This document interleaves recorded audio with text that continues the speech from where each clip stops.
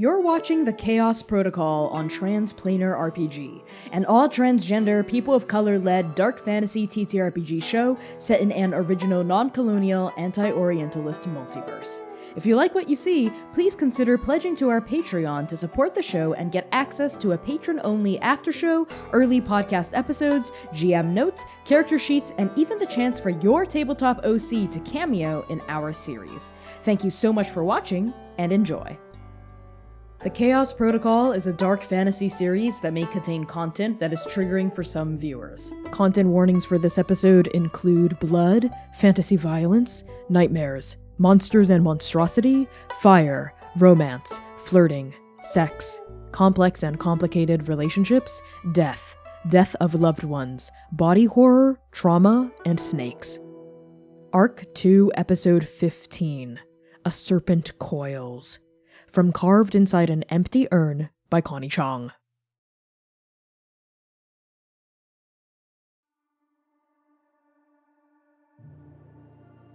In the Hall of Peerless Destiny, the mist coagulates like the rotten blood of a dead god. 3 monsters stalk its depths, 2 stone lions with mirrored eyes and voices that shriek foul titles, and 1 beast unseen but heard, gibbering, keening, wailing for a love long lost. As the gods of the city scramble and flee, 4 deities stand strong against the mist, unwavering bulwarks of their home. With a flaming longsword in hand, Zhiling sunders a mist-breathed lion into spitting steam. Langhui strikes with blades of pure malice, slashing the mist into paper-thin ribbons. A sonic wave sweeps through the center of the hall. The mist clears, the gibbering stutters, and Mu Chunxing folds, their fingers above the wavering strings of their abacus-turned guqin, blue eyes ablaze. At the threshold of the throne room, Luhua hesitates. She pulls against the insistent hand of her mentor, needing to re-enter the fray, to protect her home, to join the other symbols in their defense of the city of heaven. And then the Emperor comes, folding into existence like a paper crane undone. Longdu's arrival sends a shockwave through the Hall of Peerless Destiny. What remains of the mist is wiped away like shadows in the face of the rising sun. The darkness flees, the beasts disperse, the fog is gone. The true extent of the mist's damage is revealed. Broken pillars, shattered jade, caved-in walls. The gods who remain in this hall are shivering and relieved, though their faces are drained of color. The symbols turn toward their leader. They lower their heads in gratitude and respect.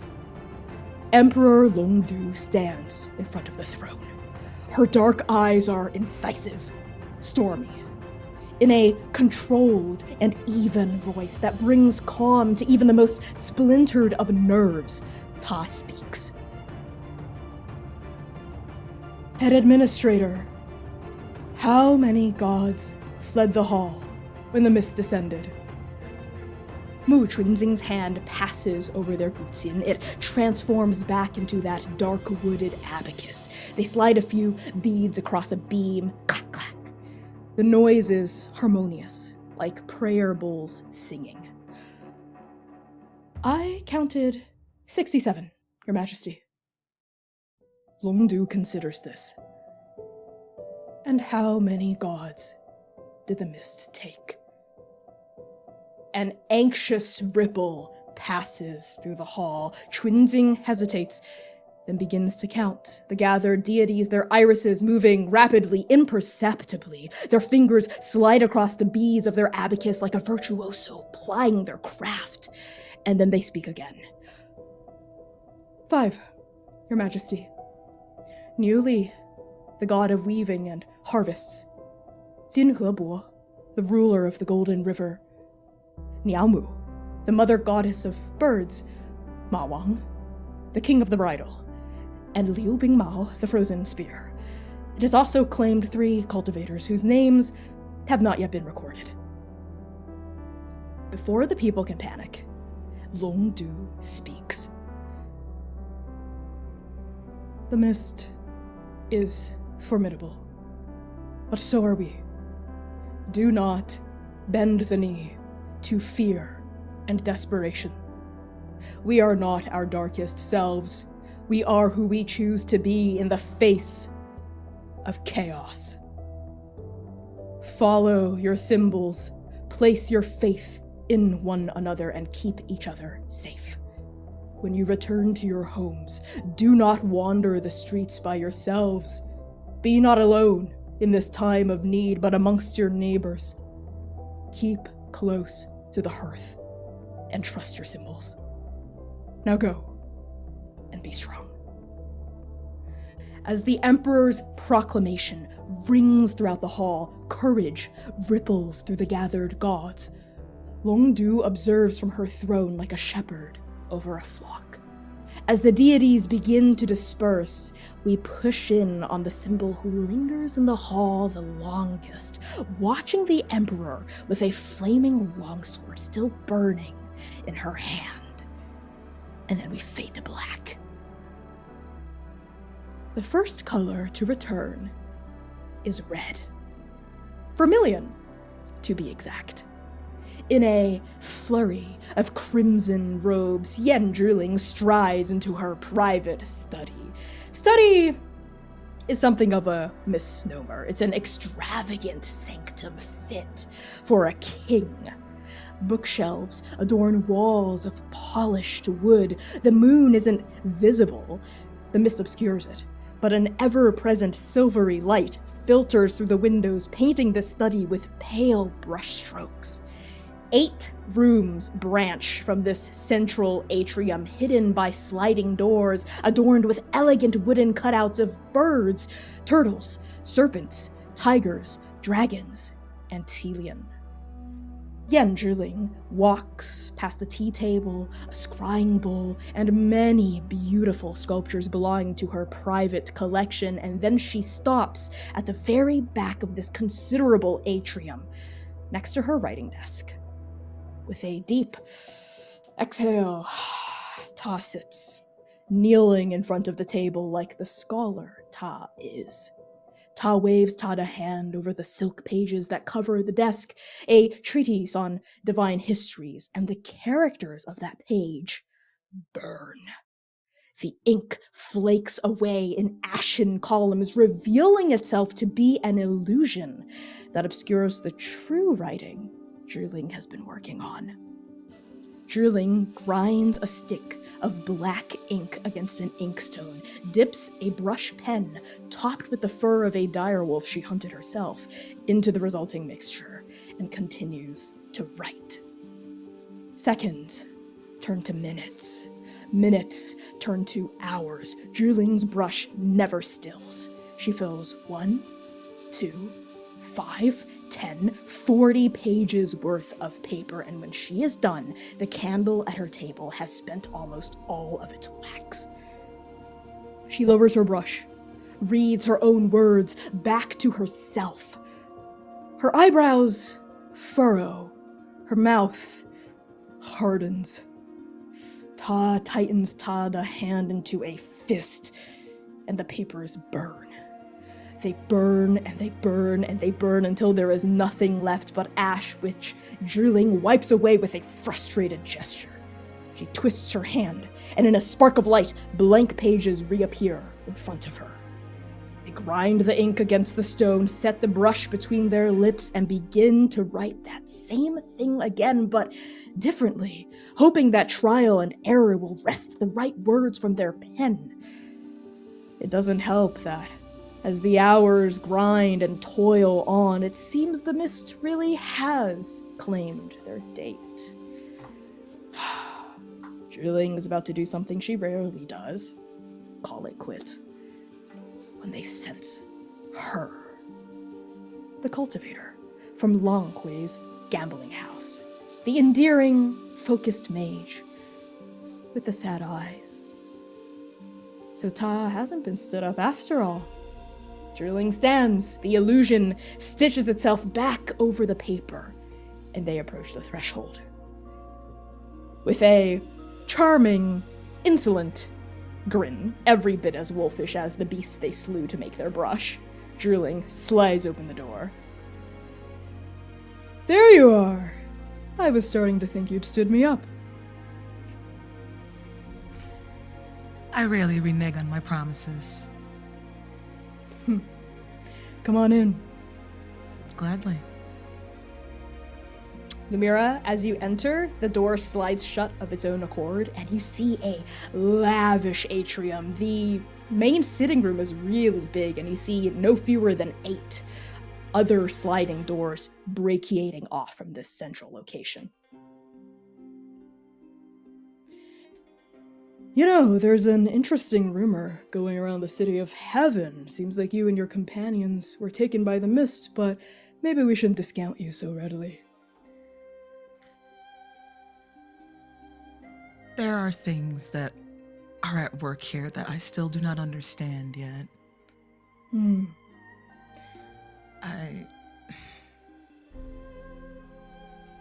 One second I'm here, and the next I'm not. What do you do with that? It's fascinating. I'd love to learn more about it, but perhaps somewhere a little more comfortable. Follow me. Zhiling strides to one of the 8 sliding doors, and it whooshes open ahead of her arrival. She crosses the threshold, and you follow her into a lavish, comfortable bedroom, dominated by a massive canopy bed with a bright rosewood frame. There are pillows and sheets fit for a wedding night. You see a balcony, which offers a breathtaking view of the city below, bathed in this misty, immortal twilight. A breeze filters through a crack in this balcony, rippling the red lanterns that drape from the eaves of this bed's canopy.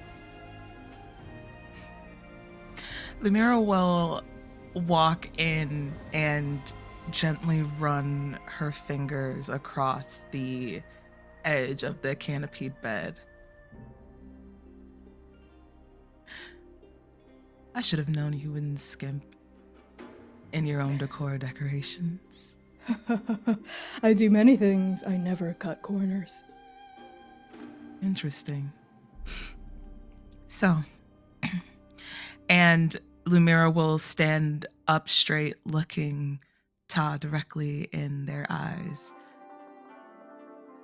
And we don't know when this happens, but her cloak is already unzipped, and it just falls from her shoulders, pulls around her feet on the floor. I love that. As the cloak falls to the ground, Zhiling sits onto the edge of the bed, and we see her from between your legs, right? Like pushing in to this scene that's being framed by either side of your ankles. She looks at you, cocks her head to the side, and smiles wide, that wolfish grin still permanently etched on her mouth.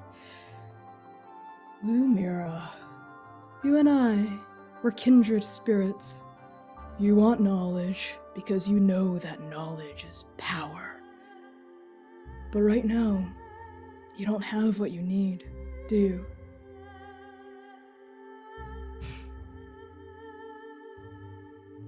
No, I don't. Not yet, that is.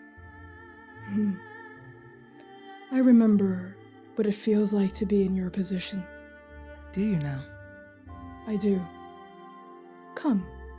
And she lifts a hand with an arm stretched in your direction. Let me show you what I know.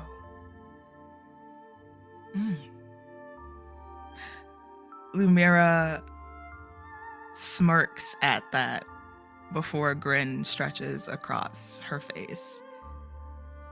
She kind of like pulls one of the ponytail holders out that's pulling most of her hair back so it falls over her shoulders. Lead the way. She pulls you closer down gently but firmly, and kisses you. And the kiss is like fire. On that, we fade to black. Because I cannot get banned on Twitch. The first color that greets us is white. A bright, clanging spark of white as hammer collides against steel. Inside the White Forge, Gang Shuijiang sweats at an anvil, hammering an axe head into being. The loud, resonant clang of her tools against metal is matched only by the passionate pleas of her apprentice. Luhua hovers at the Forge Master's side, silhouetted by the skin-peeling, wavering heat emanating from the Diamond Forge. Ta presses an earnest appeal toward Ta the Mentor. Neither the Forge Master nor the apprentice notice the two cultivators at the entrance of the White Forge, obscured by mist and cloaked in shadow, and so they argue with passionate candor, totally earnest, completely uninhibited. Luhua is in the middle of saying, "I should have stayed behind. I should have fought. Everyone else was fighting. Everyone else was defending the gods, defending the city." The Forge Master's hammer falls down. Clang! "I will not see you hurt." "You always told me to listen to my instincts, to be honest with myself above all. My instincts were telling me to go help the other symbols, to help the gods around me." "You must thread honesty with obedience, little flower. Do not forget whose furnace it is you sprang from." I know. I've never forgotten. I'll never forget. But Forge Master, please, give me permission to help the people of the city, even if it means putting myself in danger. You want me to become a virtue, right? Surely the Emperor would look more favorably upon a symbol who fights instead of flees. A good argument, little flower. But you've already been pushing yourself with your experiment into the mist. Any more, and you will be lost to me. I cannot allow that to happen. But... Luhua. Shuijiang lowers the hammer, and finally a quiet descends upon the White Forge. Ta turns to look at Ta the apprentice with a furrowed and serious expression. "Do you trust me?" "Of course." "Then trust that keeping yourself safe is of the utmost priority, above even becoming the Emperor's virtue." "Yes, Forge Master." "Good. Now, mind the diamond furnace. I'm going to keep looking for gems for the pommel of that gift of yours." The argument is over. Shuijiang turns away from the anvil, sliding Ta the hammer back into Ta the work belt. Her bare chest is slick with sweat. Drying their brow with a grease-streaked towel, Shuijiang retreats deeper into the cavern, moving upstream against the clear river that flows out of the furnace. She turns the corner and is gone. Luhua sighs.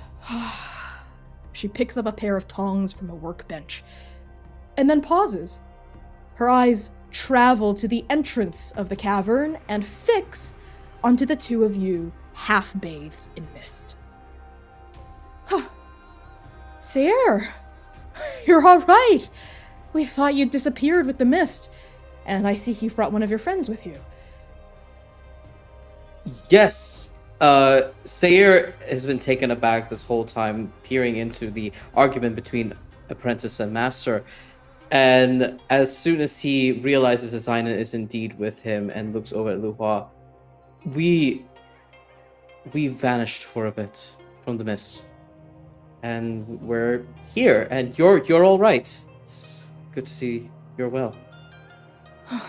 Yes, well, Thank you for defending the city of heaven against the monsters and the mist. I really wish I could have done more, and I'm so sorry I left you behind. It's not a problem. I think we might have wandered for a moment there too. I understand.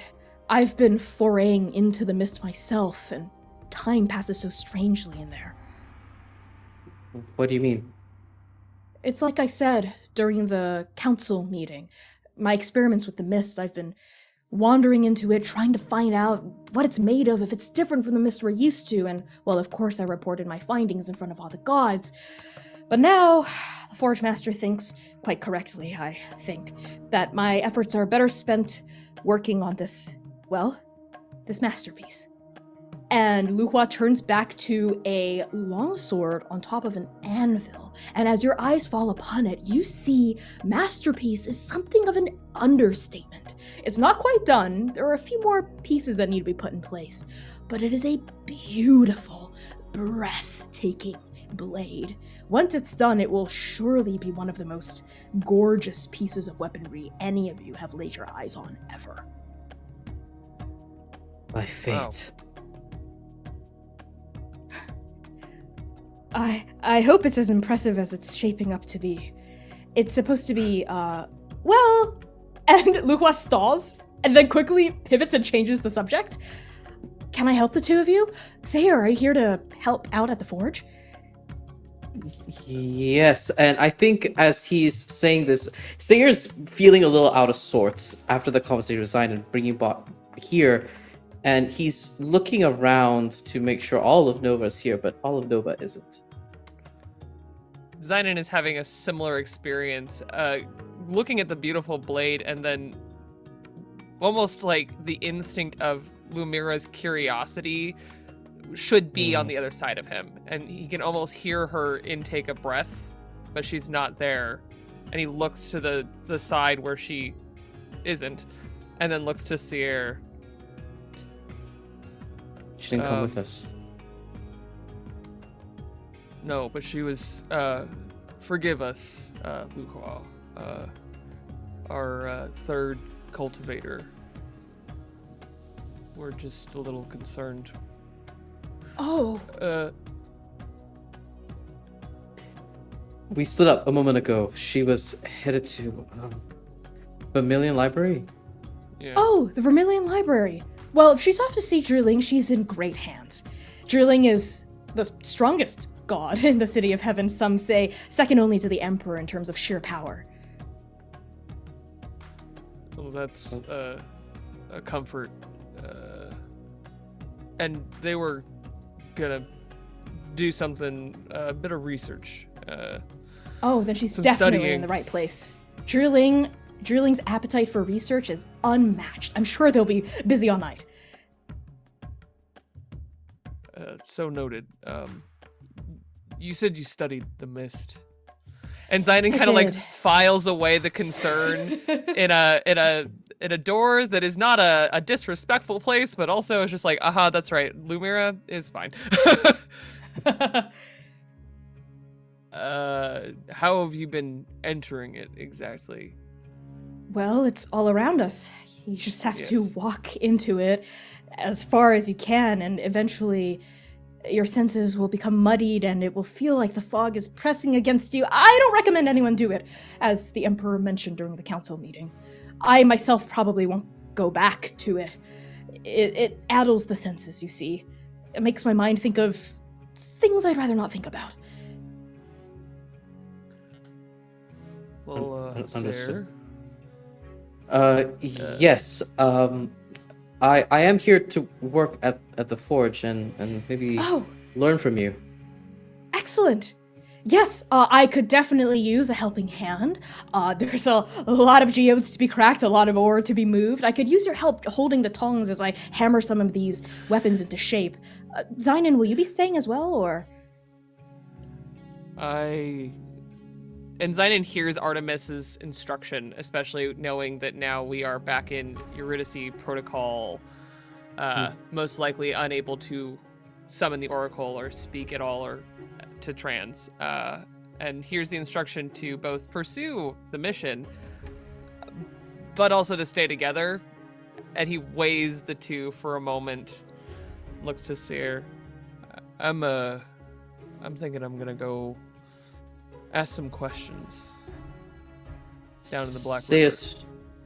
Seir's face drops a bit as you suggest leaving, even though we were instructed to stick together, and he was excited for a moment that we would share a moment here in the Forge, mentor and mentee, but understands the need for answers, and like a good agent nods. Sure, yeah, that makes a lot of sense.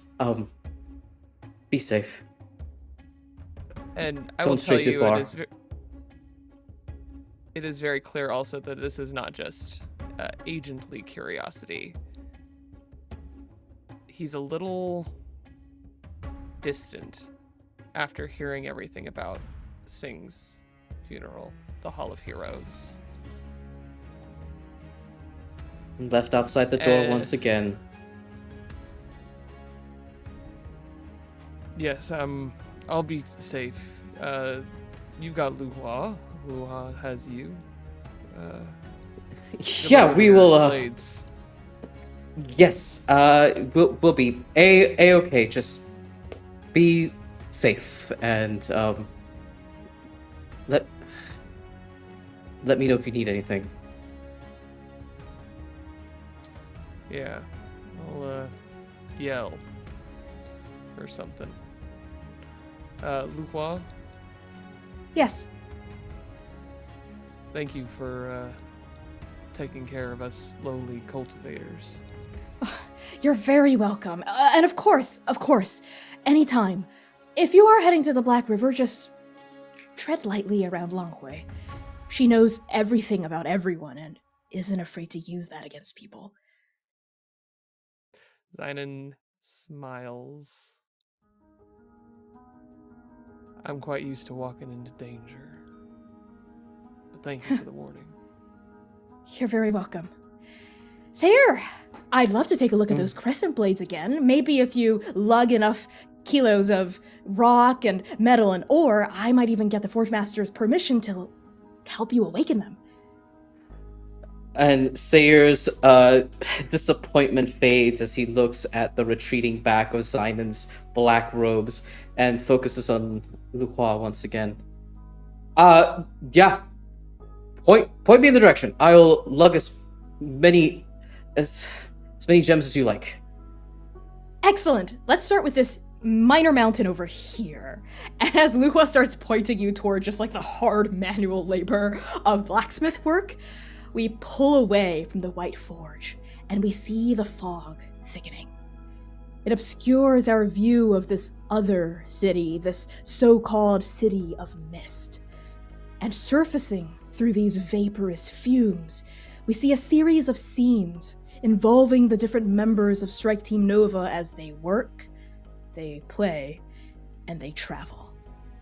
We see Lumièra entwined with Zhiling, two hearts beating as one, skin on skin, sweat against sweat. We see Seir, also sweating, bathed in the heat of the White Forge. Under Luhua's direction, he swings hammers, he carries big, heavy stones that are even bigger than him, and he scrubs encrusted grime off of the floor of the forge on his hands and knees.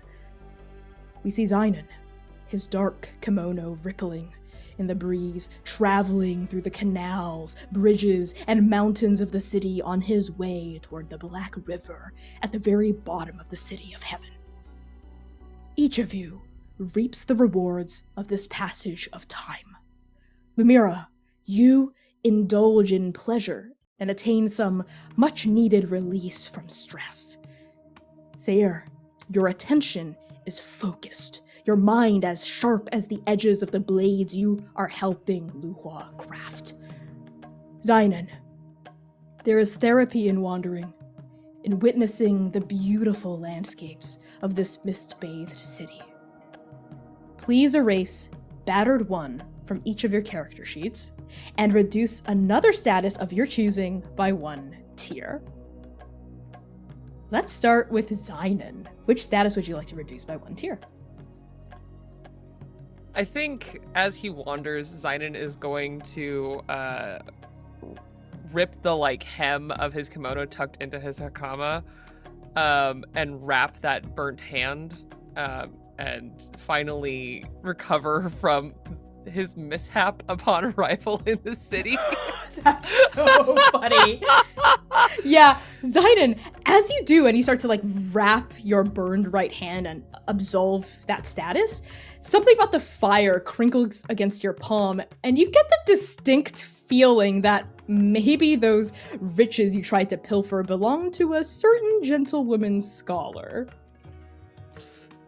Yeah, and boy, would he's fascinated by what that burn might feel like in a more personal setting, but he's gonna leave that up to the imagination right now and continue walking towards the Black River. Excellent. You start to cross a wooden footbridge as you wrap your hand in this black cloth. We push over to Seir. What status are you reducing by 1 tier? We're leaving heartbroken as it is, but I will reduce marked for death by 1 tier. Okay, so you're only marked for death 1. Excellent. Mm-hmm. How does that status reduce as you're busying yourself with this hard labor? Seir thrives when he is given a straightforward task to do. Even better if it is a physical one. Between lugging all of the ore and stone, gems, and being a stabilizing force by holding tongs or scrubbing the floors, Seir is in his element. And in the execution of all of these tasks, he clears his mind. He is focused, just like when he trains with Artemis. He's able to empty his mind of the fears and doubts of the battle before and remain focused on this one task of awakening his blades. Excellent. I love that. Yeah, your mind stills, and some of the anxieties and uncertainties and whatnot, they're still there, but you're able to quell them, or at the very least live with them, manage them for now, and focus on moving your body and helping Luhua. Lumièra, which status would you like to reduce by 1 tier? So I will reduce corrupted by mist by 1. Excellent. What does it go down to? 1. Okay, great. Corrupted by mist Nailed it. 1. Excellent. Yeah. You're only corrupted 1 tier. Yes. How does your how do your escapades help you reduce that by 1? What happens is we get another quick flash over, and Lumièra is tired but laughing, and very eager. So she pushes her hair back over her face, her curls are plastered to her forehead in sweat, and she looks up, smirking filthily, and is just like, "You didn't think I was gonna let you top me, did you?" And Zhiling pauses, looks up from between your legs. Huh. Well then, go on. And she starts to straighten, and we push to black again, because I'm not going to get us struck on Twitch. Getting banned on Twitch. We're not getting banned on Twitch. Excellent. I love that. So the fog swirls in again, condensing these fumes over these scenes, wiping them back to white. And then through this mist, we push through, it thins, and we see once more the White Forge. Seir, you labor beside Luhua for hours. Xuejiang, the Forge Master, comes and goes. The first time she came back, she saw you. She huffed once, and then she did not acknowledge or address you, which Luhua assured you was an excellent sign. Forge Master and apprentice continued to work side by side until Xuejiang mentions needing to talk to some ore merchants at the bottom of the mountain. And with that, the Forge Master is gone, an empty satchel slung across her back, vanishing into the mist that swaddles the twisting switchbacks of this resource-rich peak. As soon as Xuejiang is gone, Luhua turns to face you, a sweaty grin on Tada's face. So, how's blacksmith work treating you, Seir? Tired yet? No, I'm just getting started. No, I never thought that blacksmithing would be something I'd enjoy, but this is really fun. Being with all these weapons, working the metal, it's thrilling. You really seem like you're in your element. I mean, if you weren't a cultivator, I'd say maybe being a blacksmith were your calling. No, my calling belongs to the hunt. The hunt. What does that mean? You've mentioned it a few times by now. It's what your mentor taught you, right? Yeah, and Seir realizes the clumsiness of the words that escape his mouth, but it's so easy. Whenever he looks at Luhua, the brightness of that aura, that smile, he feels like he's talking to her again.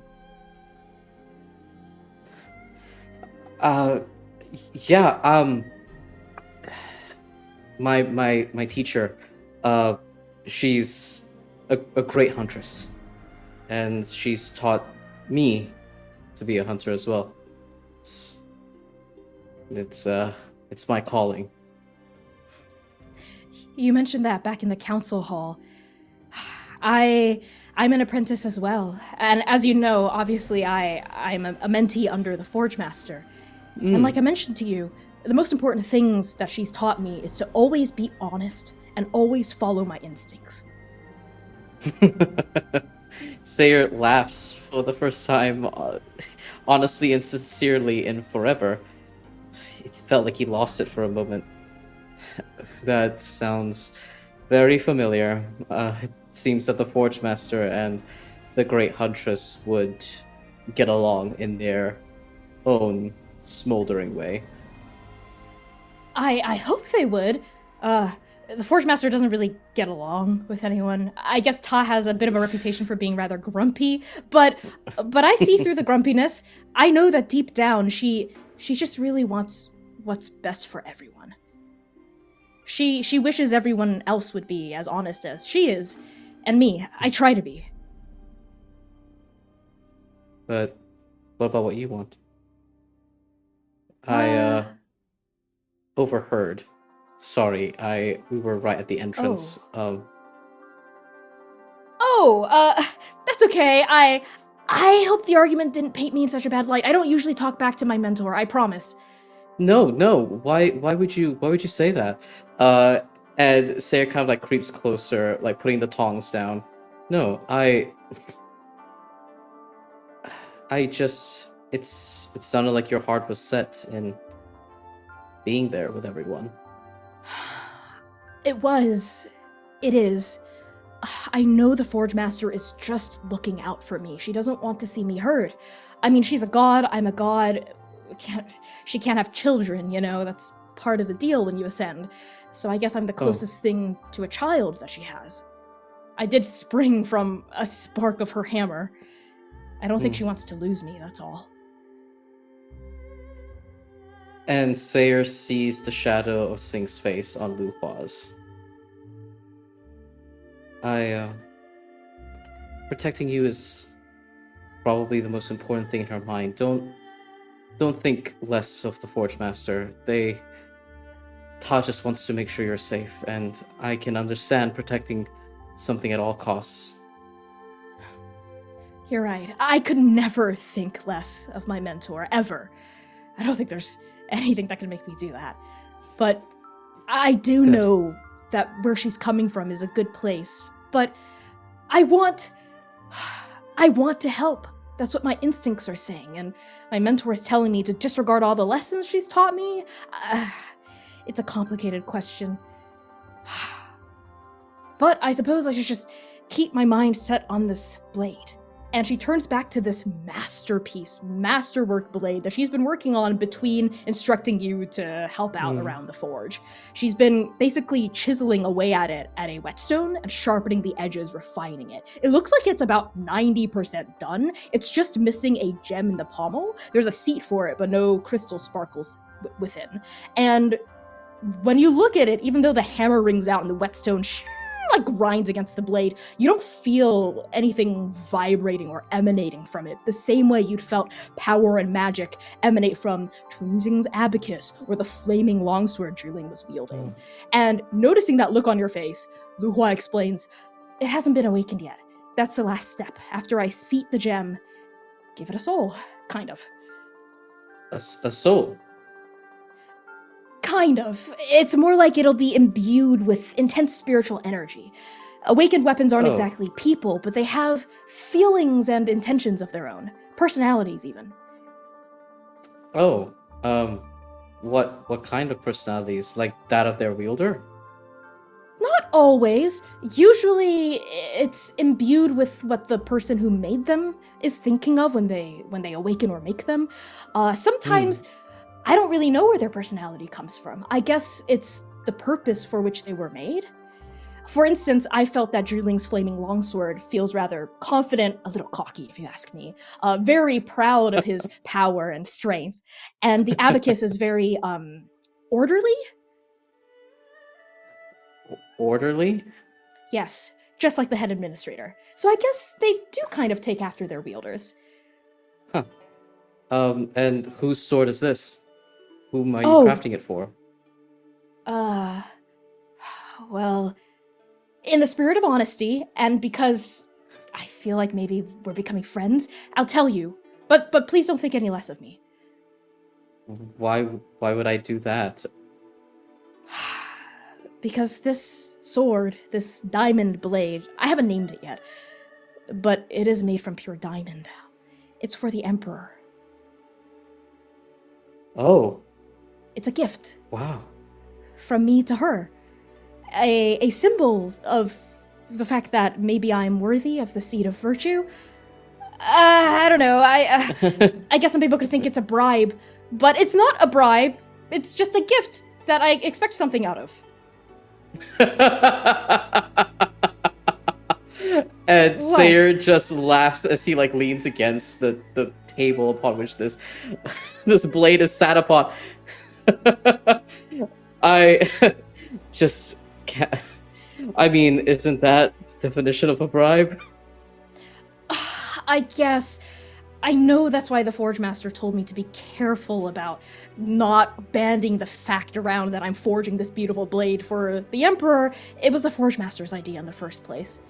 They think that this will help assure my ascension as virtue.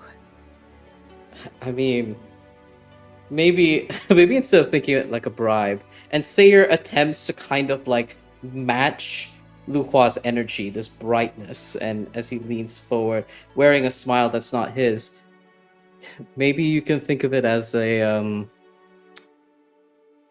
testament to your skill. Words that aren't his, words that are hers. Testament of my skill. Well, of course it's a testament to my skill. I mean, it's my first ever blade that I made all by myself for the Emperor. But what does it say, Seir? What is it telling the Emperor? You don't think the Emperor would think less of me for giving this to her, do you? And your attempt to use Sing's words seem to have kind of bounced off of Luhua, who's just as bubbly and sunny and bright as this facsimile of cheerfulness you're trying to affect, but without even trying. It's like you're both trying to shine, but your shine is always like moonlight, is always a reflection, while Luhua's is true, emanating from her. And Seir feels out of place. He's been feeling a little out of sorts since that conversation with Xainan. He thought he'd feel better, but he doesn't. He feels like nothing is resolved, and he's still anxious. And now he anxiously talks and continues this conversation, trying to find that place again of this conversation between himself and Luhua. And I think he begins kind of readjusting the hem of his sash and begins picking at the bottom of his antlers. Well, if it's a testament to your skill, then the Emperor would probably see it as you being... I mean, it takes great skill to forge a weapon for the Emperor in the first place. It's to show your value, to show your worthiness, your dedication. Seir, how's that just not a bribe, but with other words?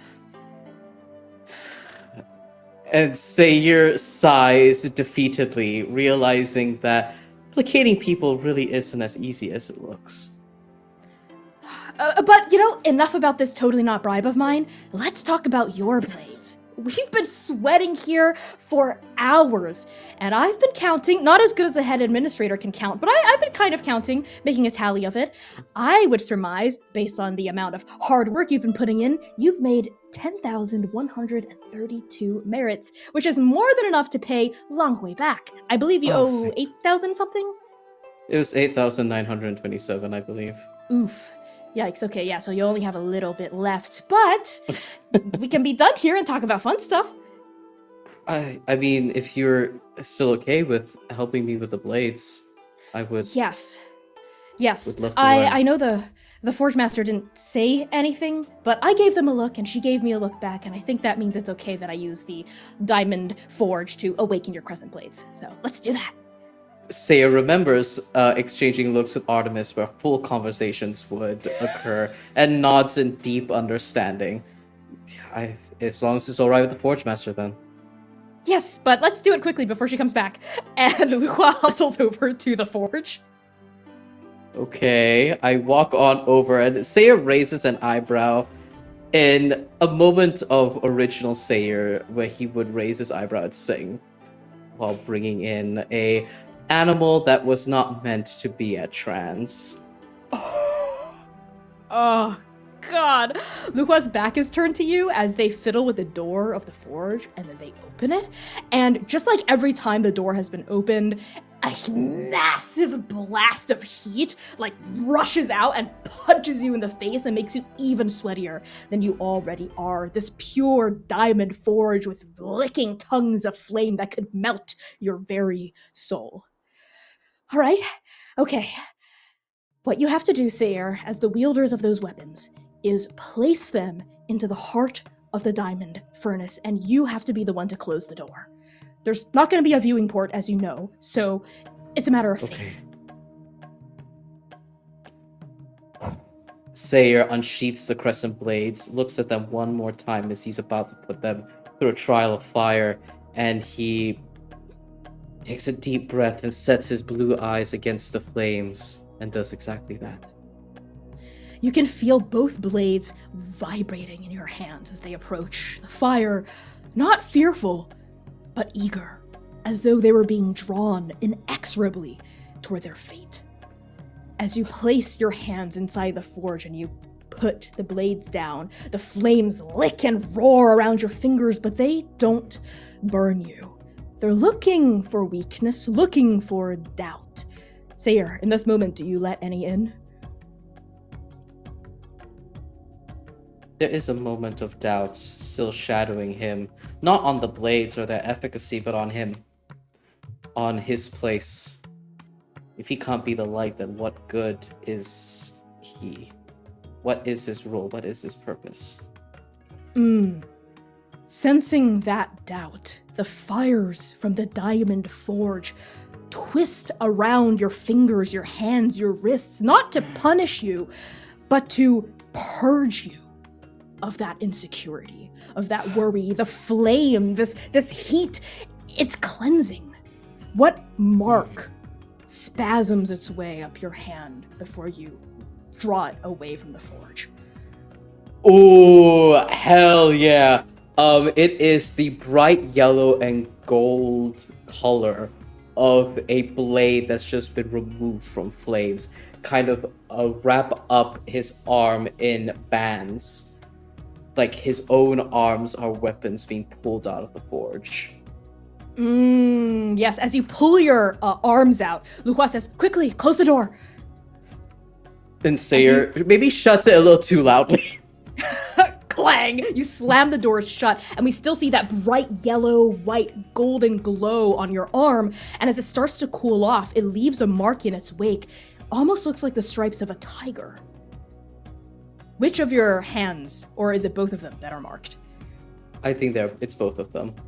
Yes. Small, glowing, hot tiger stripes on your forearms, your fingers, and the backs of your hands. And Luhua says, keep your hands on the furnace. All right.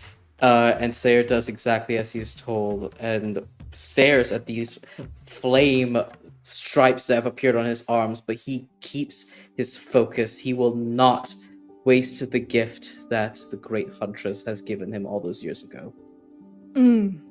Just like Luhua had said, there's no viewing port on the door. You can't see what's happening to the blades inside. You just have to trust. And with the door closed, the diamond furnace is an opaque crucible of pure gemstone. It's carved from diamond itself. And you hold your hands there, burning. You can see steam wafting up from your fingers. The stripes, as you're making contact with the forge, they also glow with that bright gold and bright white color. You hold it there for what feels like an eternity. Luhua instructing you by your side, giving you encouragement, telling you to channel your soul into holding this door closed. Channel your soul, and the crescent blades can feel them. What are you attempting to impart upon the blades? What aspect of your soul do you gift them? Seir's protectiveness, his eagerness to guard, that deep-set will. It's not taught. You can't teach this. This is innate, so innate that it tattoos upon your soul to protect the ones he loves. And then you just know it. Luhua continues to encourage you. This isn't an order or a direction from them. You just know deep inside you when it's ready to open the door. I think he feels it leave his body, and in his mind's eye, he sees that swirling blue air, like leaving his mind's eye, and when it dissipates, he loosens his furrowed brow and just wordlessly opens the door, not even waiting for Luhua's instruction. The crescent blades, in their shape and in how brightly white they're glowing, look like two carved slices of moonlight. And Luhua says, "Quickly, quench them in the river!" Seir grabs them. They're probably incredibly hot and burning his hands, and runs towards the trough where the river is and dunks it underwater and holds it there.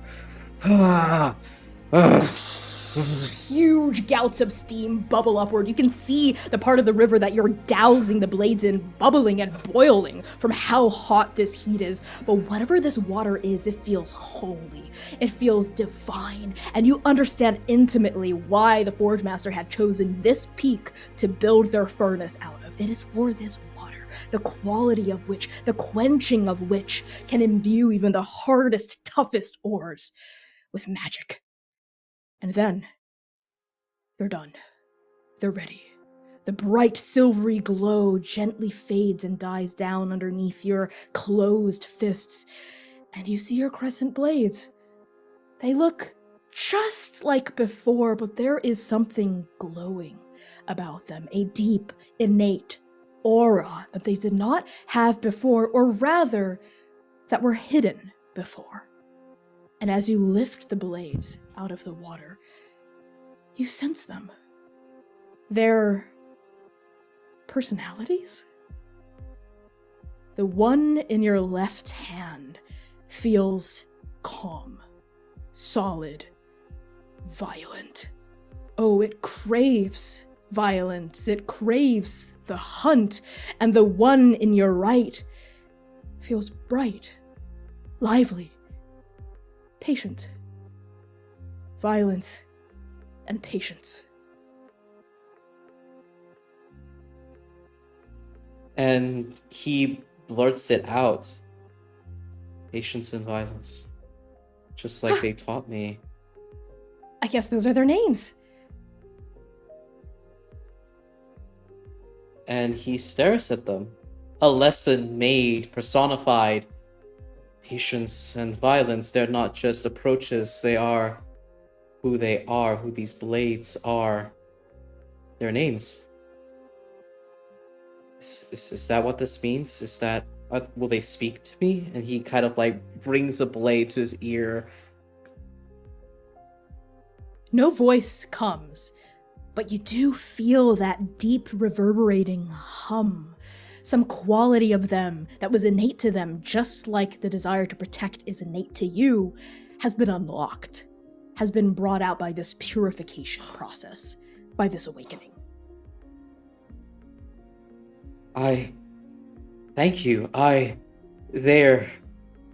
never felt them feel like this before. They've never felt like this before. Thank you. You're so welcome. That's actually the first time I've helped anyone, god or cultivator, awaken their weapons without the Forge Master being around. I'm glad I didn't mess it up.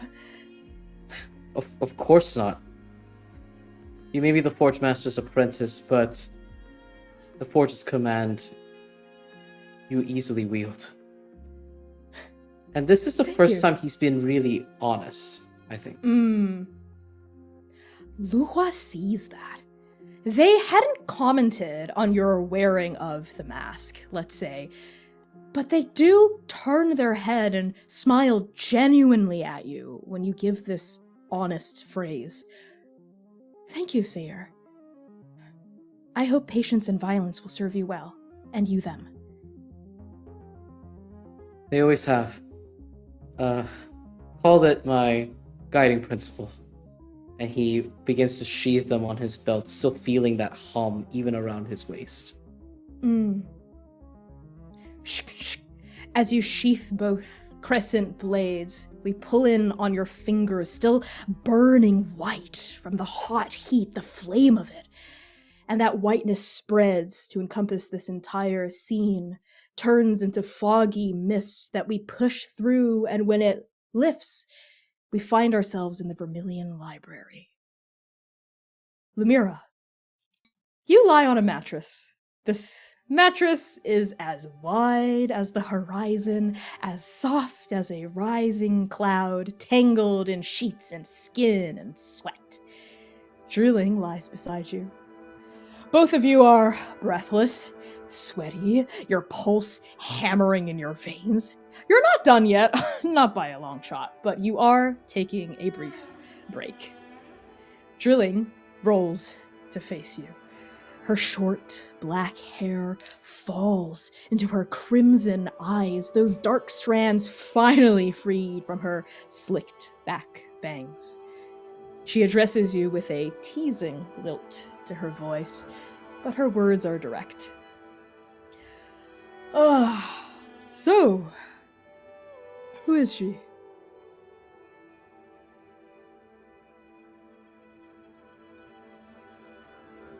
Pardon? The person you were thinking about that entire time.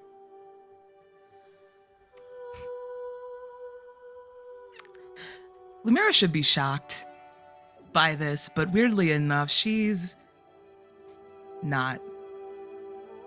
Ta has proven time and time again that she can't hide. So she pulls her hair over her shoulder, gathers it all over her left hand or left side. Sing. Her name was Sing. Sing. That's a beautiful name. She was. Inside and out. Like you. But different. Very different.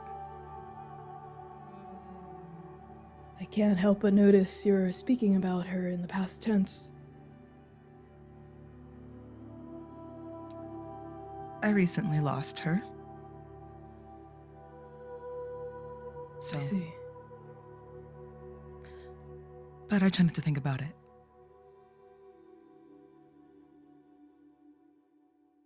Just the good, the happy. What were her eyes like?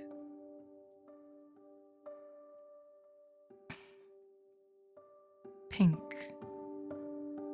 Pink like the most beautiful, fresh bush of cherry blossoms you've ever seen.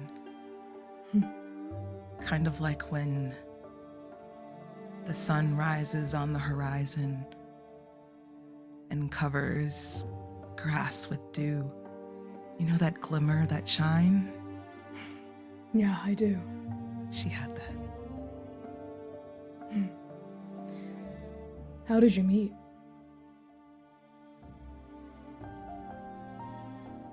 Oh, Met her at home. I've known her since we were children. Her and her brother. That's a special connection. What drew you to her?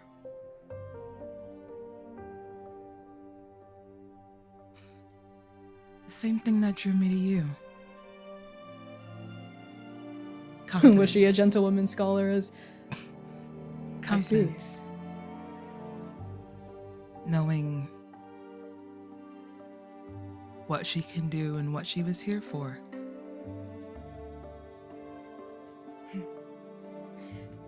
Sounds like she was possessed of her own fate.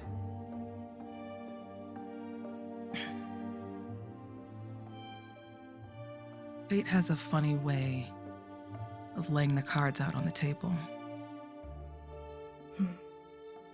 That it does. If she were here with you for one more night, what would you say to her?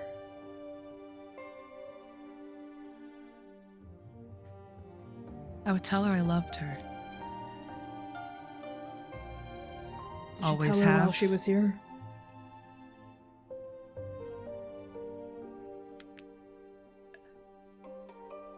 Mm.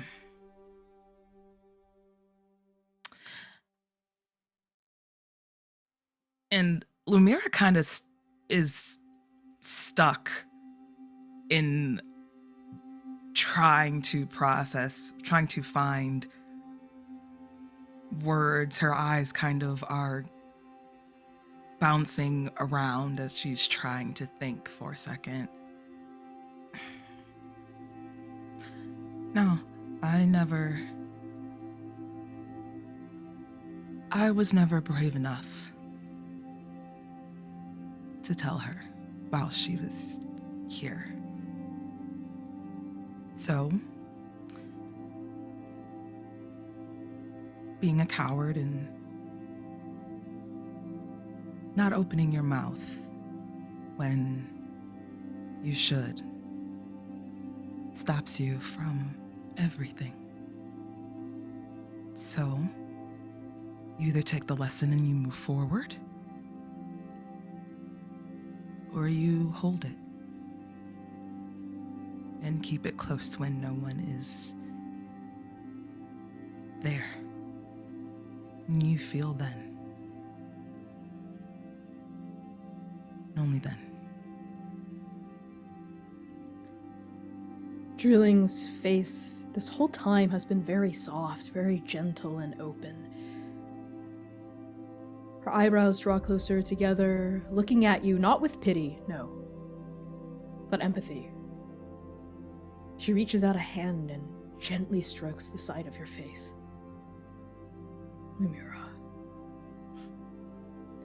I would strike anyone down that would call you a coward. Love is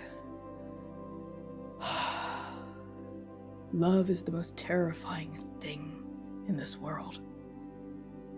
If you're not scared by it, I would call you a fool.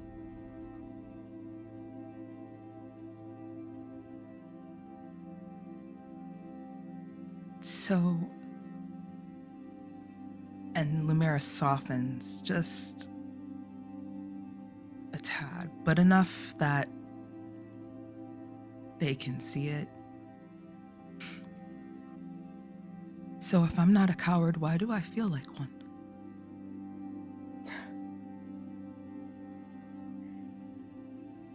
I understand that. She closes her eyes, shuddering that crimson gaze from you for just a second. When she opens them, there's not doubt, but a kind of regret in her gaze as she says, Lumièra, I asked you who you were thinking about because, truth be told, I was thinking of someone else as well. Someone that I'm too cowardly to admit anything to. And Lumièra nods at that, doesn't really say much, but lets it lie there before she remembers the same thing she heard back at Trans. Well, then I mourn for you twice.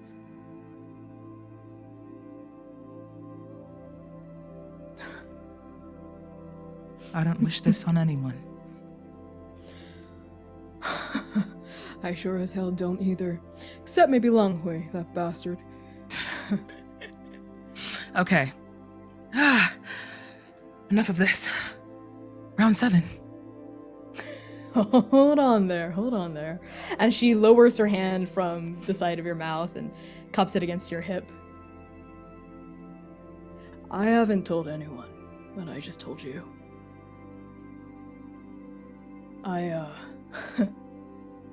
feel like a fool for saying this, but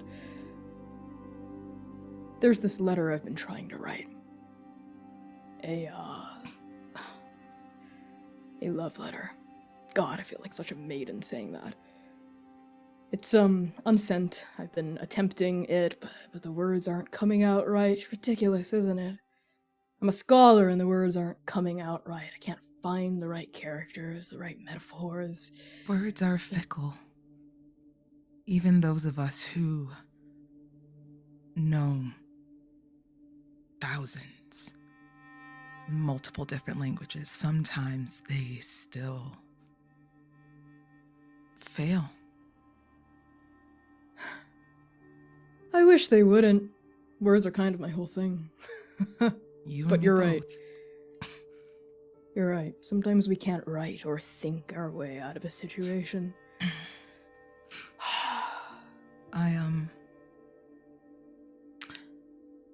I think I can help you with that. Yeah? And Lumièra will scooch herself out of the bed for a second, separating herself from Zhiling, and reach down to her robe, where deep in one of her pockets, it's old and worn and tear just from being opened and closed again. Doesn't open it, but passes it to Zhiling. And Zhiling takes the love letter for Sing that the Chosen One never got to read. And she unfolds it gently, sacredly, like it's a holy text. And she reads. Maybe this will help. It's easier sometimes when you have a template.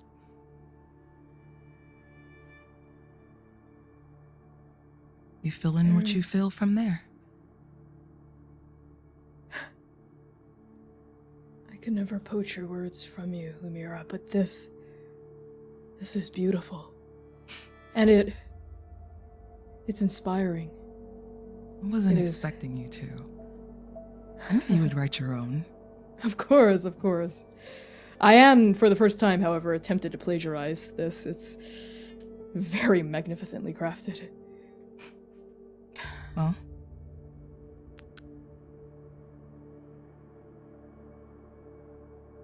I don't know why. I still carry it around with me, honestly. I should have done this a while ago. Are there any candles around, Connie? Oh, so many. Lumièra will take the note and walk over to a candle. What are you doing?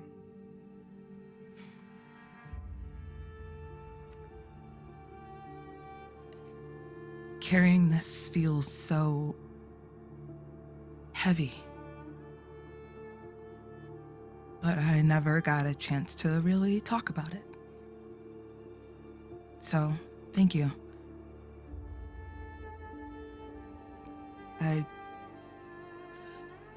I I don't have to carry this specific burden myself anymore. And she will hold the note over the flame. Watch it burn.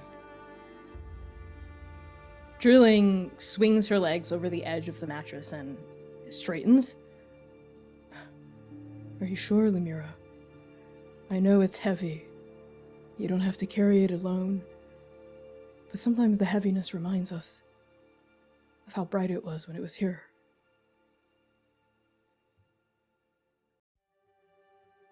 I still carry it. Here. And she points to her chest. It still grips. Right around it. So, I won't forget. I never will. The point is for you to get it out so you don't either. Very well.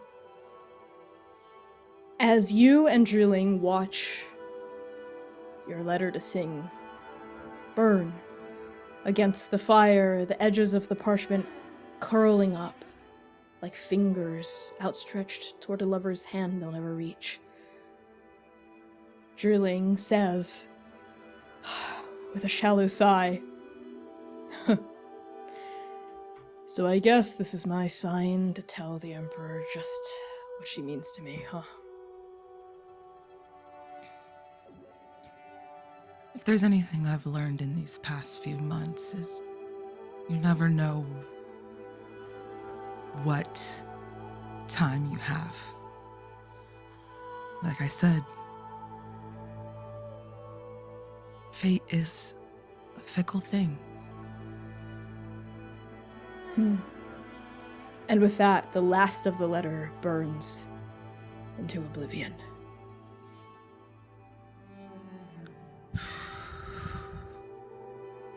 She lets out a shaky, deep breath.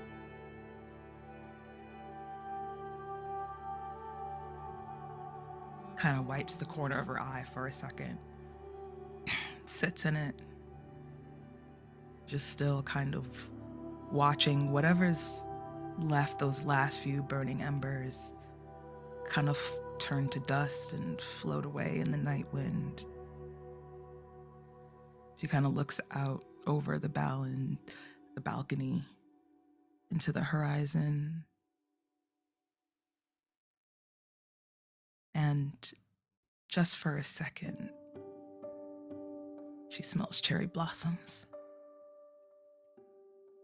We push out past the balcony into the mist-wreathed twilight, down past the bridges and peaks and homes and buildings of the city of mist, and into the Black River.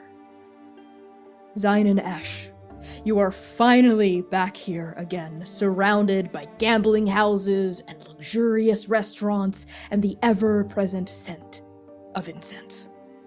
The No Regrets Casino is laid out before you, a glimmering jewel of excess amidst this preternaturally dense fog.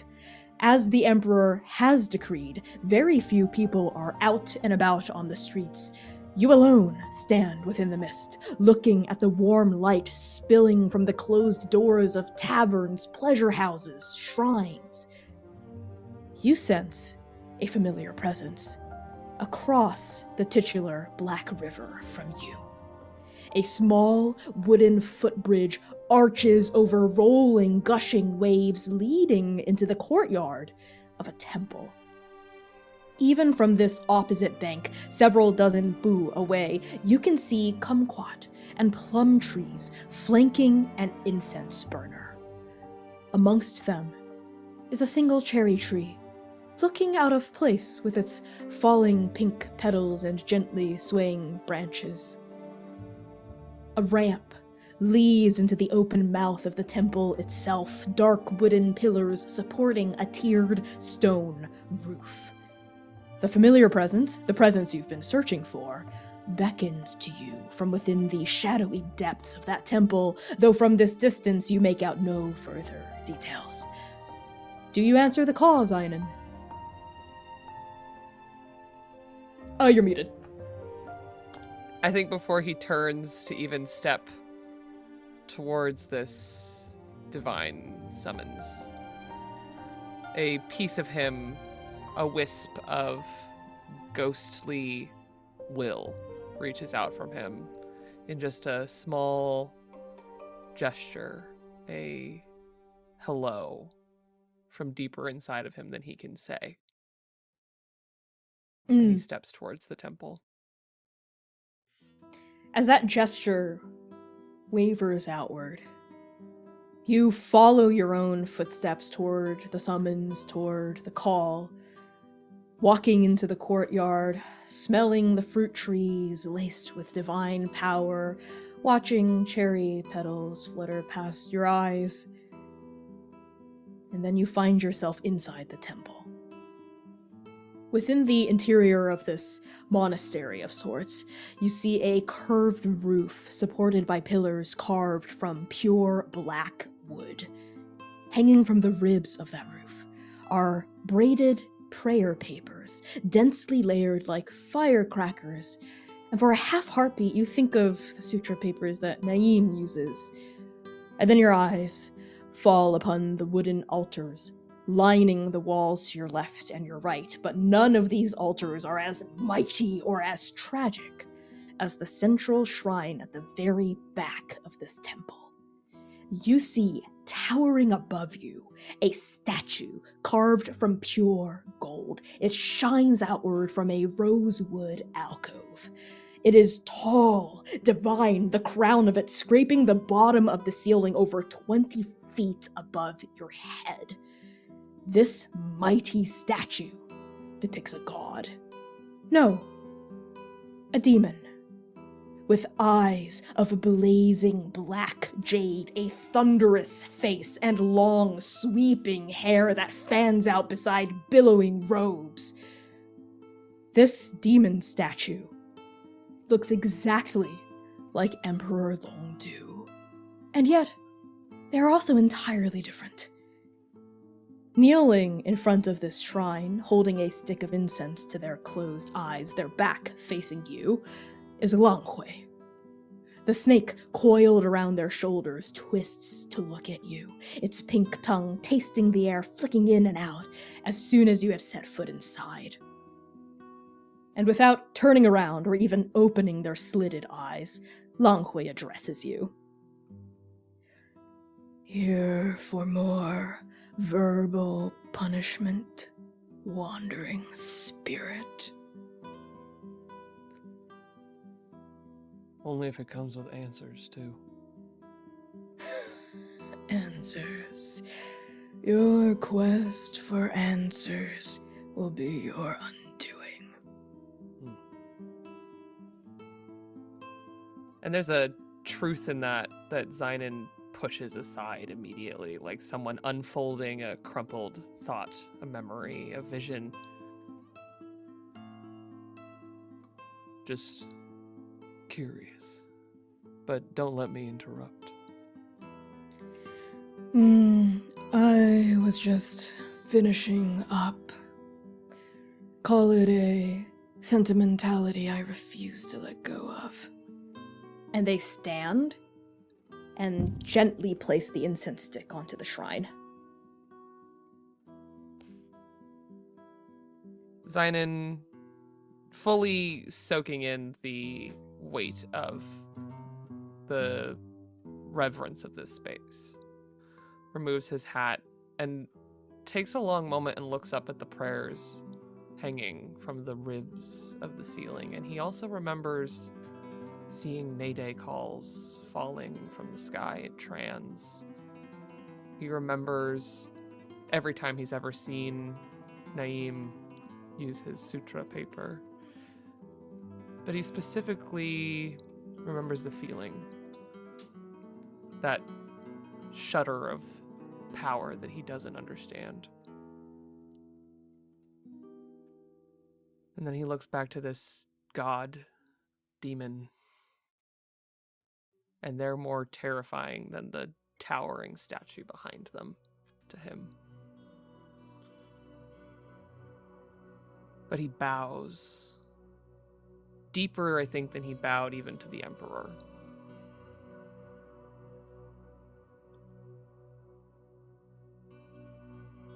You should be allowed your customs.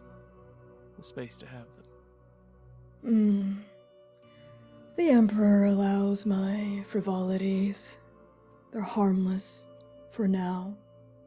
The underworld is not a very popular place here, so her power is not threatened by this statue to its ruler. Huh. The resemblance is fascinating. It is, isn't it? Wandering spirit, since you are here in search of answers, perhaps we could have a wager. I don't have much to tempt you with. I'm not talking about merits. I'm talking about information. That's what you want, isn't it? It is. So then, let's have a gamble. I will wager as the ultimate prize an answer, honestly, to any question you might have for me, and I ask that you wager the same.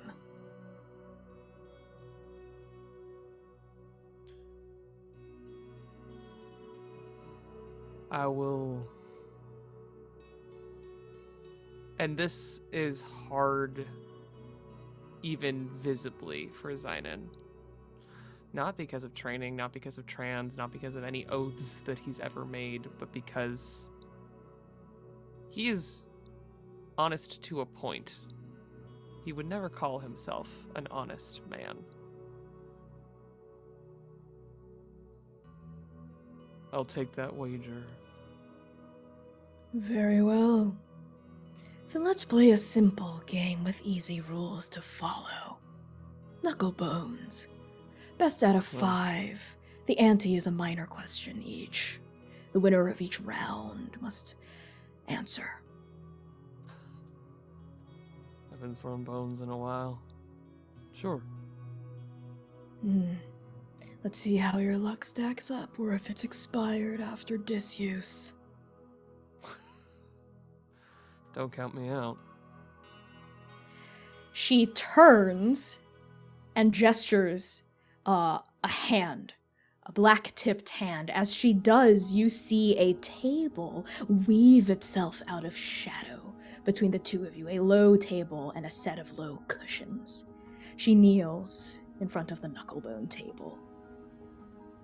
Xainan sidles right up to him, purposely walking around the side of the table, keeping his eyes both on the back of Ta's head, but also on the serpent. But he does go to the opposite side and very respectfully kneel and set his hat aside on the floor. Since you are the guest, you can roll first. And Xainan, how this will work is you will roll 1d6 flat, look at the result, but don't tell me what it is, and I'm going to guess high or low. If I'm right, you have to answer a question I ask, and if I'm wrong, I do the same to you. Okay. And they twist their hand, and 2 conjured black teacups also appear, flat on their backs, so they look like tortoises across this playing board for you to cover your result with. All right. Yeah, Xainan looks at the cup, and this is a man that has not picked up gambling or dice or anything novel or fun like this in so long, but it's by touching the cup, by touching these knucklebone dice, he becomes so much younger in just an instant. He's 20 again. And he picks it up and he rolls it. Okay. For the purposes of this game, 1 through 3 is low, and 4 through 6 is high. Great. Okay. Low. You would be correct. It is low. Then answer me this, Xainan Esh. What did you take from my office? Papers from your desk. Sketches from your scrying bowl. Is that it? Papers and sketches? You and I both know the value isn't on the thing, but that's what you asked me for. Well, yes, I was wondering how forthright you would be. You see, while everyone in the city was convinced that you and your compatriots were taken by the mist, I took the liberty of going back through my things. Not a single ledger misplaced, not a single paper missing. That's interesting, isn't it? Very. And it seems perhaps that my deepest secrets have eluded you. And they pick up a knuckle bone and they roll. Hi. That would be correct.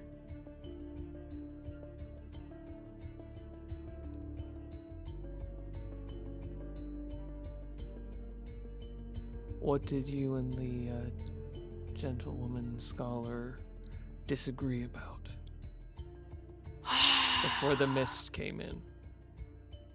She was insistent on accusing me of having, let's say, unsavory information about her girlish heart. We didn't exactly get to the end of that accusation. We got distracted. So you and they are more than just rivals. Please. Nothing more than a carnal relationship. Roll. I can respect that. Huh. Alright. Low. Incorrect. Fine, ask your question then.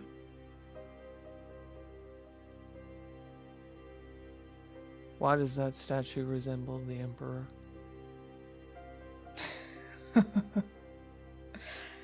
Haven't you heard the rumors? The myths, the folklores. Long Feng was a twin.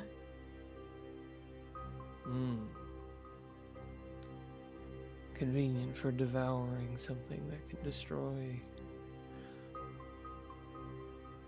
Fascinating. Go on. They roll.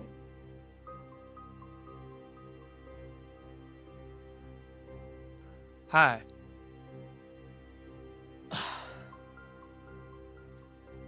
You win. See, I'm not that unlucky. Beginner's luck, it seems. Fine, ask your minor question, and now your major one. My minor question. How comfortable is your bed?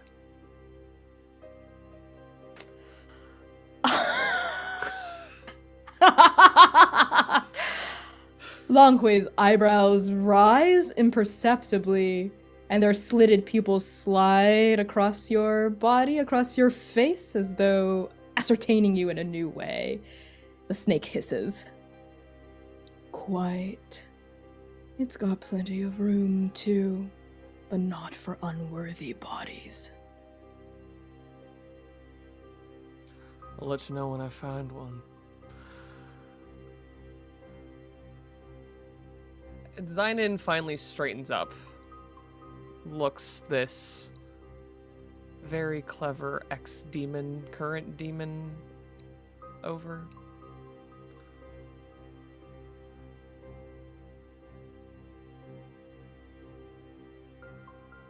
And I think his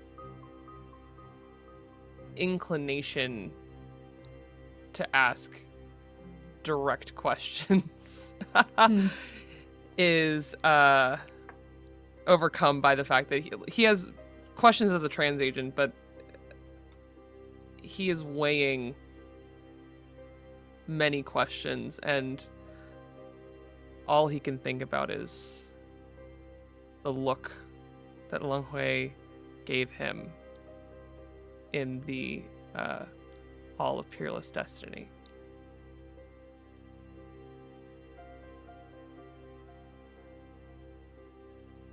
What do you see in all of this, in the missing gods? What do you see with the vision that you have uniquely? I see a deep secret comprised of thousands of smaller secrets we all carry. I see a dense miasma that is not the mist's true nature. I see a missing piece, a greater whole that I cannot ascertain because we are too far in the woods right now, Xainan Ash. I am not the orchestrator of this mist. If you are suspecting me, I urge you to cast your energy elsewhere. I have nothing to gain from this. I am, of course, an arbitrator of secrets, but I achieve my aims by acquiring what's hidden and revealing them, not by keeping them further enshrouded.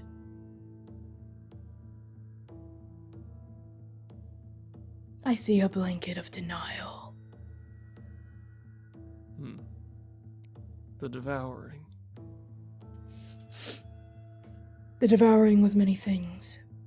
Violent, a sea change, a crucible, a revelation. It was the worst parts of gods come to bear fruit.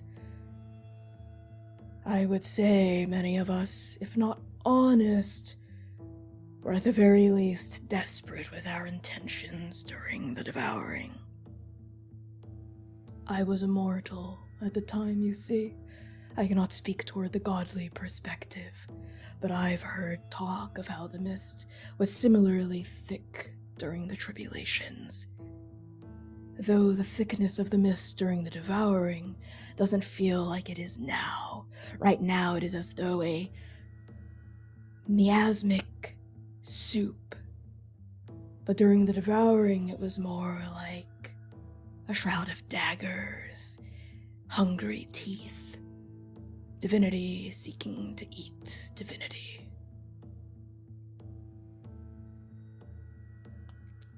So, not hungry so much as distracting and disabling.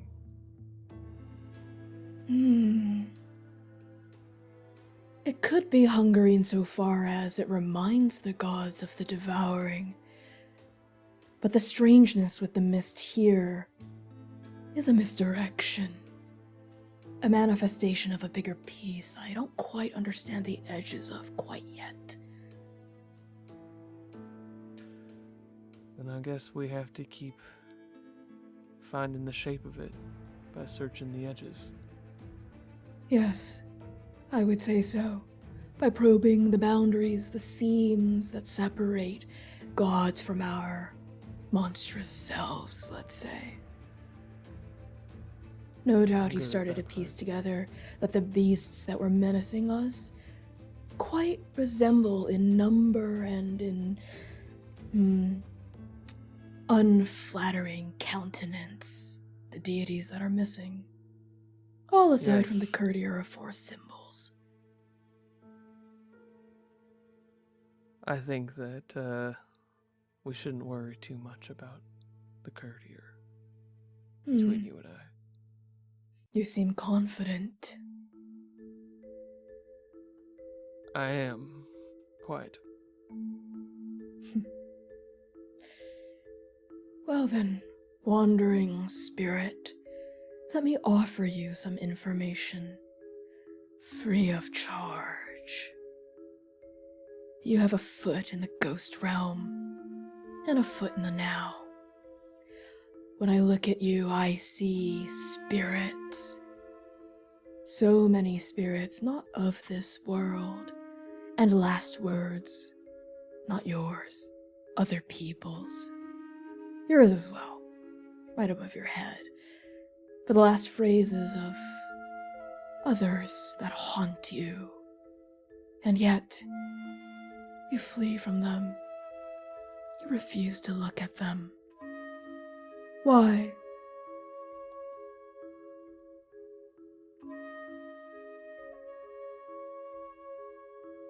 You don't know.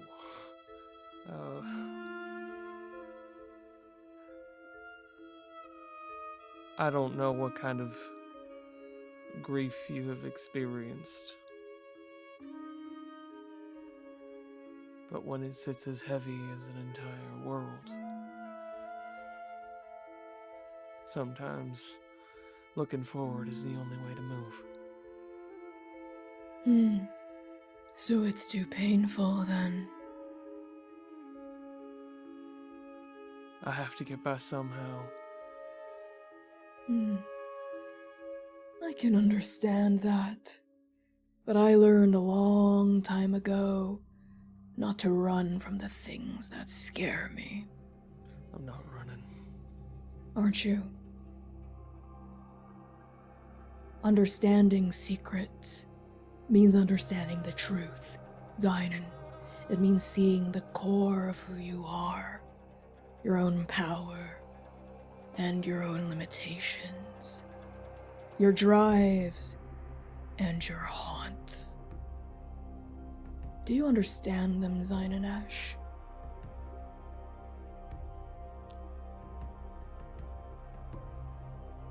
I know why I wake up in the morning. I know why I ask questions. But I wonder, will you know why you die? For what cause you shall impale yourself upon?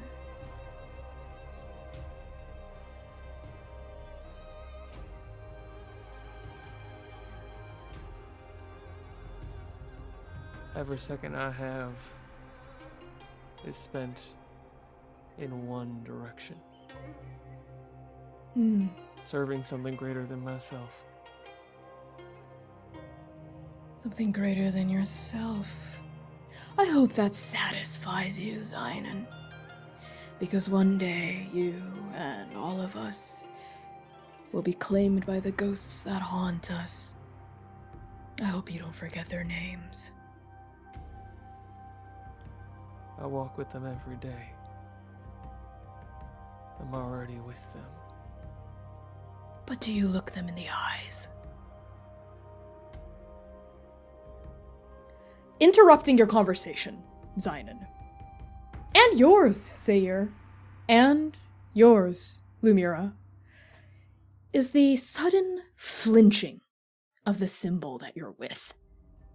In the Black River, Langhui's slitted pupils suddenly blow wide with shock. No, concern. No, fear. In the White Forge, Luhua stops moving.